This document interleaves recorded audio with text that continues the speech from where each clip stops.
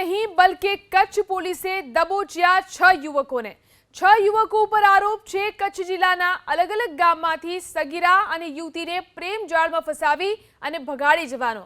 વાત એવી છે કે કચ્છમાં છેલ્લા 1.5 મહિનામાં સગીરા અને યુવતીને ભગાડી ગયાની અલગ અલગ જગ્યાએ કુલ 6 ફરિયાદ નોંધાઈ। આરોપીઓને દબોચવા માટે કચ્છ પોલીસે મેગા સર્ચ ઓપરેશન ચલાવ્યું।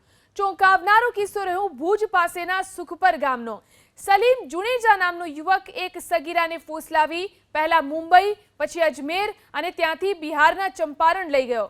બાતમીના આધારે કચ્છ પોલીસ પહોંચી બિહારના ચંપારણમાં પોલીસ કર્મીઓએ ક્યારેક શાકભાજીની લારી કાઢી અને વોચ રાખી તો ક્યારેક કરિયાણાની દુકાન અને મોબાઈલની દુકાનમાં વોચ ગોઠવી। આખરે કુલ 4000 કિલોમીટરનું અંતર કાપી આરોપી સલીમને દબોચી લેવાયો। તો ભુજ પાસેના જુરા ગામના આરોપીને પકડવા પોલીસે શિકારીનો સ્વાંગ રચ્યો હતો, જ્યારે એક આરોપીને રાજસ્થાનથી દબોચી લેવાયો।